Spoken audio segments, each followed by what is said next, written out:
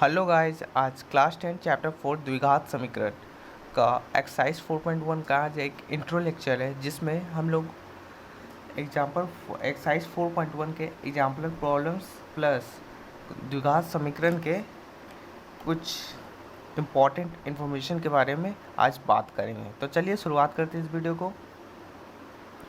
आज हम लोग क्या क्या डिस्कस करेंगे उसके बारे में सबसे पहले लिख लेते हैं। सबसे पहला जो इसके बारे में हम लोग आज बात करेंगे वो है द्विघात समीकरण क्या होता है, उसके एग्जाम्पल्स के बारे में कुछ बात कर लेंगे। और फिर दूसरा द्विघात पद बहुपद, द्विघात बहुपद एवं द्विघात समीकरण में क्या अंतर है, द्विघात समीकरण में क्या अंतर। ठीक है। तीसरा हम बात करेंगे द्विघात समीकरण, द्विघात समीकरण का मानक रूप। चौथा बात करेंगे द्विघात समीकरण का कुछ और रूप और अनेक रूप होते हैं। ठीक है, मानक रूप से भी बहुत सारे रूप है, उन सब रूप को डिस्कशन करेंगे। ठीक है, कुछ और रूप।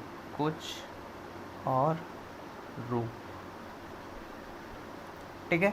पांचवा हम लोग बात करेंगे कुछ सवालों को हल करेंगे। ठीक है, सवालों को हल करेंगे। ठीक है, इन 5 टॉपिक को आज हम लोग डिस्कस करेंगे। ठीक है, चलिए स्टार्ट करते हैं। सबसे पहला द्विघात समीकरण।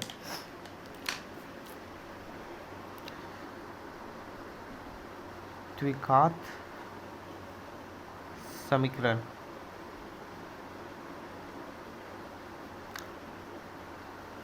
द्विघात समीकरण होता है क्या, सबसे पहले ये जान लेते हैं। द्विघात समीकरण होता है क्या। द्विघात समीकरण वैसे समीकरण होते हैं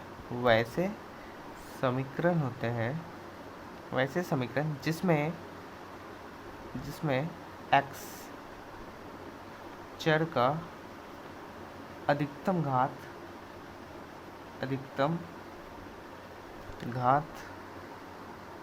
2 होता है। उस समीकरण को द्विघात समीकरण कहते हैं। द्विघात समीकरण कहते हैं।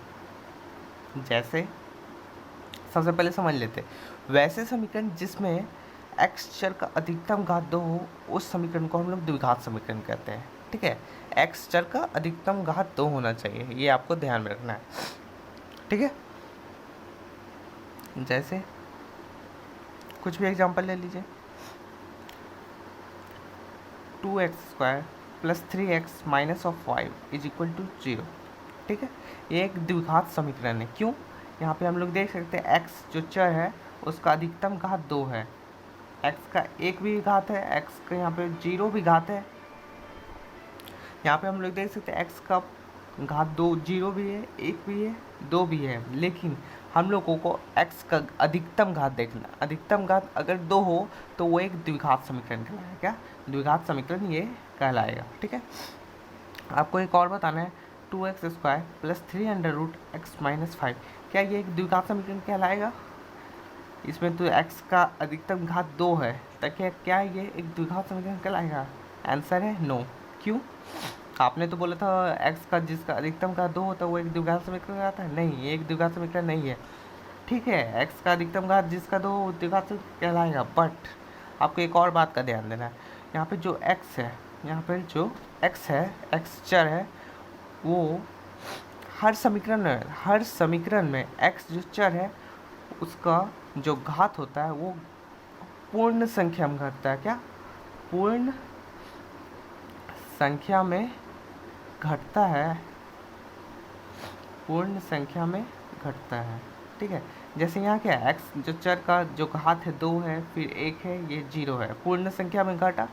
यहाँ पे क्या है 3√x है, मीन्स 3x पे पावर 1/2 है, मीन्स क्या है फिर 2 है 1/2 है, यहाँ 0 है, पूर्ण संख्या में नहीं घटा, इसलिए ये एक द्विघात समीकरण नहीं कहलाएगा।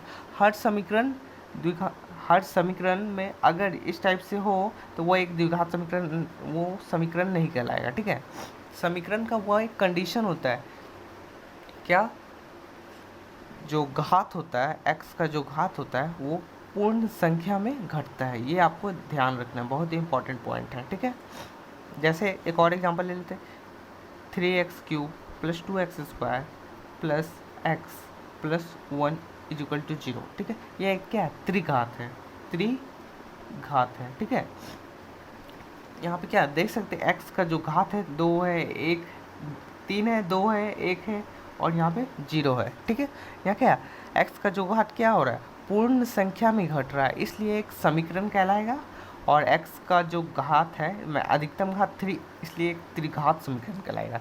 समीकरण का जो कंडीशन होता है क्या, x का जो घात होता है वो एक पूर्ण संख्या में घटता है, तब वो समीकरण कहलाता है। ठीक है, और x का अगर अधिकतम घात 2 हो तो वो द्विघात समीकरण कहलाएगा, और अगर x का घात 3 हो, अधिकतम घात 3 हो तो वो एक त्रिघात समीकरण कहलाएगा। ठीक है, ये वो द्विघात समीकरण के बारे में जानकारी। ठीक है, अब दूसरा जो हम लोग पढ़ेंगे वो अंतर, द्विघात बहुपद और द्विघात समीकरण में क्या अंतर है।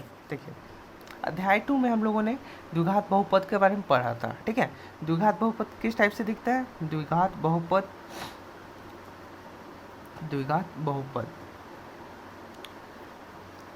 जैसे 2x² + 3x - 5, ये एक द्विघात बहुपद है। और द्विघात समीकरण क्या है, द्विघात समीकरण क्या है, 2x² + 3x - 5 = 0 अगर हो तो ये एक द्विघात समीकरण का है। क्या, द्विघात समीकरण। द्विघात बहुपद और द्विघात समीकरण में क्या अंतर है। देखिए, बहुपद समीकरण तब बन जाता है जब वहाँ पर बराबर का साइन आ जाता है। देखिए, यहाँ पे एक बराबर का साइन आ गया तो वो एक समीकरण कहलाएगा। जैसे यहाँ पे अगर लिख दे y = 2x² + 3x - 5, ये भी एक द्विघात समीकरण है, ये भी एक द्विघात समीकरण है, याद रखना, क्योंकि यहाँ पे बराबर का साइन आ गया। ठीक है, हर बहुपद तब समीकरण बन जाएगा जब बराबर का साइन वहाँ आ जाएगा। ठीक है, बराबर का साइन जहाँ भी आ गया तो वह एक समीकरण कहलाएगा, आपको ये ध्यान देना है। ठीक है, ये हुआ बहुपद और समीकरण में अंतर। ठीक है, नेक्स्ट जो हमको पढ़ना है, द्विघात समीकरण का मानक रूप। द्विघात समीकरण का मानक रूप, द्विघात समीकरण का मानक रूप, द्विघात समीकरण का मानक रूप। द्विघात समीकरण का मानक रूप क्या है। ठीक है, द्विघात समीकरण का मानक रूप है ax² + bx + c = 0। ये एक द्विघात समीकरण का मानक रूप है। ठीक है, आपको ध्यान रखना है। ठीक है, यहाँ पे जो जहाँ a, b और c हमारे वास्तविक संख्या है, क्या, वास्तविक संख्याएं हैं, वास्तविक संख्याएं। ठीक है, ये ध्यान देना है आपको।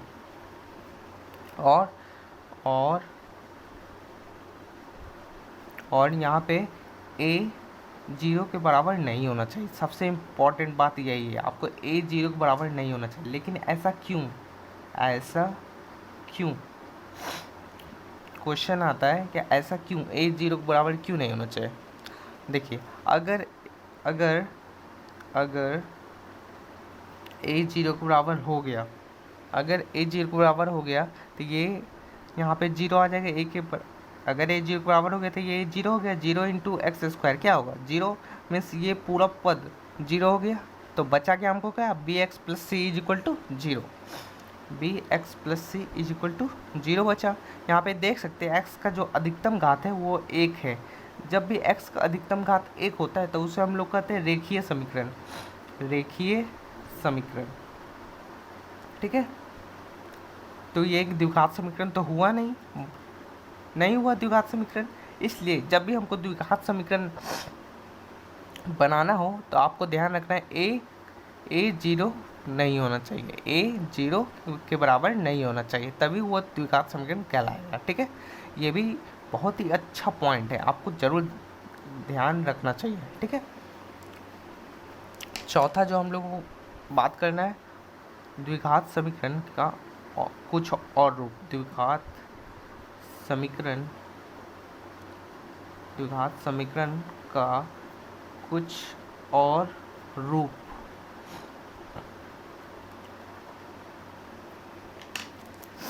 ठीक है, द्विघात समीकरण कुछ और रूप, जैसे 2x² plus 4x is equal to 0। क्या ये एक द्विघात समीकरण है या नहीं? यस, ये भी एक द्विघात समीकरण है। कैसे? 2x² प्लस 4x, यहाँ पे हम लोग क्या लिख सकते हैं? 0 लिख सकते हैं। अगर हाँ, फिर क्या करना है हमको? जब भी द्विघात समीकरण को पहचानना है तब हमको क्या करेंगे? हमेशा जैसे ये दिया हुआ है इक्वल टू 0, हमेशा तुलना करो। द्विघात समीकरण का मानक रूप जो है, हम लोग ये पर है, द्विघात समीकरण का मानक रूप हमेशा इससे और इससे तुलना करो। इससे तुलना करोगे तो हमको पता चल जाएगा ये एक द्विघात समीकरण है। ठीक है, ये पहला रूप हुआ। दूसरा रूप हमको बताना है x² minus 4 is equal to 0। क्या ये एक द्विघात समीकरण है? ऑफकोर्स ये भी एक द्विघात समीकरण। क्यों? x², इसको हम इस टाइप से भी तो लिख सकते हैं, x² प्लस 0 इंटू एक्स लिख सकते हैं, minus of 4 is equal to 0। अब इसको तुलना करो इसके साथ, ax² plus bx plus c is equal to 0। ठीक है, यहाँ पे हम लोग देख सकते हैं जो तुलना करने पर हमको एक द्विघात समीकरण मिलता है। ठीक है, ये भी एक द्विघात समीकरण होगा। आपको ये भी दोनों रूप द्विघात समीकरण का ध्यान में होना चाहिए। ठीक है,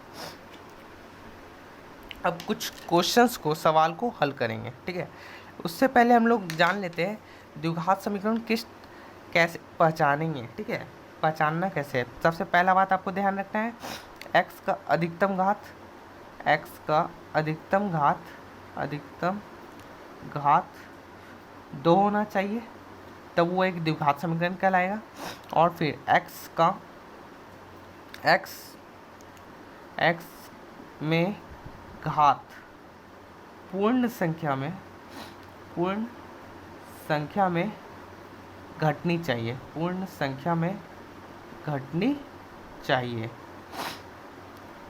x में जो घात है वो पूर्ण संख्या में घटनी चाहिए।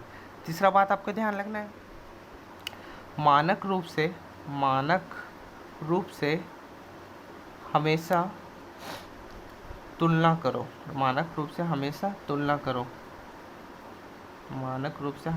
करो। देखिए, जो भी समीकरण दिया हो, आपको द्विघात समीकरण का मानक रूप से हमेशा तुलना करके ये बताना है कि वो एक द्विघात समीकरण है या नहीं है। ठीक है, ये बहुत ही इंपॉर्टेंट पॉइंट है, हमेशा आपको तुलना करके देखना ही है। ठीक है, चलिए कुछ क्वेश्चंस में आ जाते हैं। हाँ, सबसे पहले हम लोग कुछ सूत्र का रिवाइज कर लेते हैं। ठीक है, जैसे हम लोगों ने अध्याय 2 में a प्लस बी का होल स्क्वायर पढ़ा था। a प्लस बी का होल स्क्वायर क्या होता है? a² plus b² plus of 2ab, ये हम लोगों ने पढ़ा था। ठीक है, अगला ये भी पढ़ा होगा हम लोगों ने a माइनस बी का होल स्क्वायर, जो होता है a² plus b² minus of 2ab। ठीक है, एक और फार्मूला हम लोगों ने पढ़ा था, a माइनस बी का होल क्यूब। ये क्या होता है? इसका ध्यान रखने, याद करने के लिए आपको कैसे करना है? a³ b³ 3ab, a और b लिख दो। ठीक है, यहाँ क्या है? माइनस है तो सब जगह माइनस लगा दो। ठीक है, उसी तरह a प्लस बी का होल क्यूब कैसे याद रखेंगे? उसी सेम तरीके से याद रखना है। a³ b³ 3ab, a और b लिख दो। ठीक है, और सब जगह प्लस लगा दो। प्लस में सब जगह प्लस लगा दो, माइनस में सब जगह माइनस लगा दो। ठीक है, ये हुआ।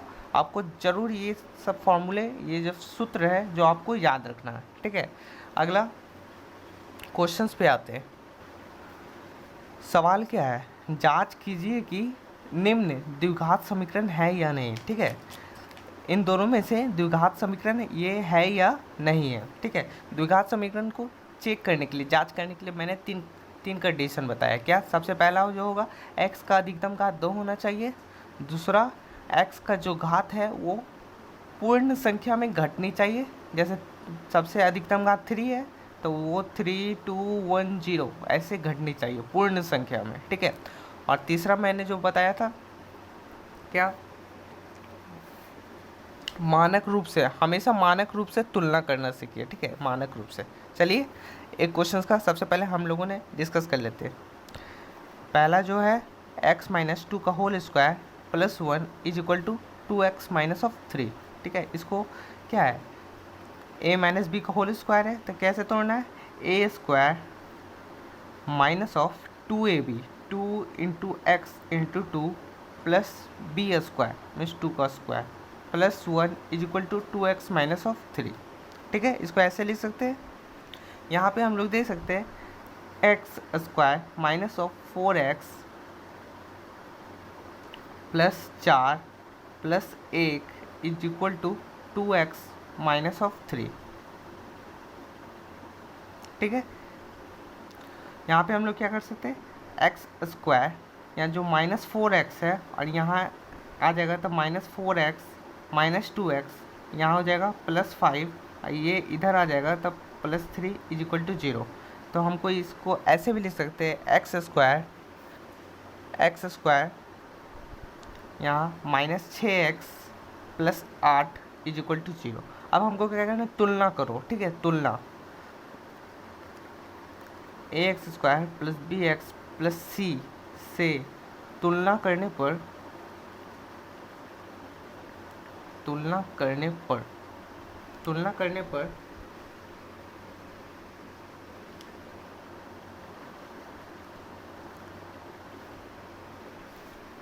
इससे तुलना करने पर हम ये पाते हैं कि यह समीकरण ax square plus bx plus c के प्रकार का समीकरण है।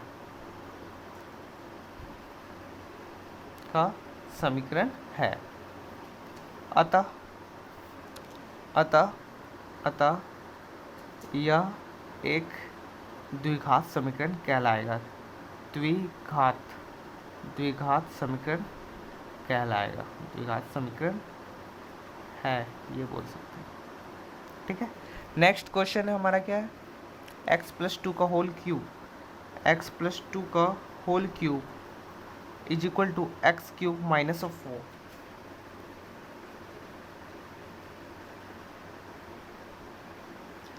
ठीक है, जाइए सबसे पहले हमको क्या करना है, इसको खोलना है। a प्लस बी का होल क्यूब कैसे मैंने बताया था, एक्स क्यूब लिख दो, फिर 2 का क्यूब लिख दो, फिर 3ab 3x इंटू 2 लिख दो, फिर क्या करना है, x और 2 को लिख दो। ठीक है, और सब जगह प्लस लगा देना, प्लस है तो प्लस लगा देना, माइनस है तो माइनस लगा देना। एक्स क्यूब माइनस ऑफ 4, यहाँ पे क्या लेते हैं, एक्स क्यूब प्लस 8 हो जाएगा, यहाँ पे हो जाएगा, क्या हो जाएगा, 3 2 जा 6x स्क्वायर हो जाएगा, यहाँ पे 6x इंटू 2 तो हो जाएगा 12x is equal to x cube minus of 4। यहाँ से क्या देख सकते हैं, एक्स क्यूब और एक्स क्यूब को यहाँ से कट कर सकते हैं। कैसे, देखिए x प्लस 2 यहाँ 4 प्लस यहाँ पे एक्स स्क्वायर प्लस 2 लिख दीजिए, यहाँ पे 4 प्लस 2 प्लस एक्स लिख दीजिए। ठीक है, तो यहाँ से 2 और 2 कट जाएगा, क्यों, देखिए एक्स स्क्वायर प्लस 2 इधर ले आएंगे तो minus 2 minus of x is equal to 0। यहाँ से क्या हो गया, 2 और 2 प्लस 2 माइनस 2 क्या हमें आंसर देता है, 0 देता है। इसलिए हम लोग जब भी इस टाइप से यहाँ जो यहाँ साइन रहेगा और जो यहाँ साइन रहेगा अगर सेम है तो हम इसको ऐसे कट कर सकते हैं। ठीक है, ये आपको ध्यान देना है, साइन सेम रहेगा तो हम लोग कट कर सकते हैं, साइन सेम होना चाहिए। यहाँ साइन पॉजिटिव है, यहाँ पे भी साइन पॉजिटिव है, मीन्स प्लस है, यहाँ पे भी प्लस है, तो दोनों जगह हम लोग कट कर सकते हैं। ठीक है, बचा क्या, 8 plus 6x square plus 12x is equal to minus 4। यहाँ पे 6x स्क्वायर यहाँ पे इधर आ जाएगा तो 8 plus 4 plus 12x is equal to 0। 6x square plus 12 is equal to 0। अब क्या करना हमको, तुलना करेंगे a x square plus b x plus c से तुलना करने पर हम यह पाते हैं कि फिर से वही सेम थिंग्स आपको लिखना है। हम यह पाते हैं कि यह समीकरण द्विघात a x square plus b x plus c के प्रकार का समीकरण है। अतः यह एक द्विघात समीकरण है। आपको बस यही लिख देना है, ठीक है। अब नेक्स्ट क्वेश्चन पर आते हैं। वीडियो बहुत ही लंबी हो चुकी है, इसलिए आज इतना ही करते हैं। नेक्स्ट वीडियो में हम लोग एक्सरसाइज 4.1 के बारे में डिस्कस करेंगे। तो चलिए इस वीडियो को यहीं पे ख़त्म करते हैं।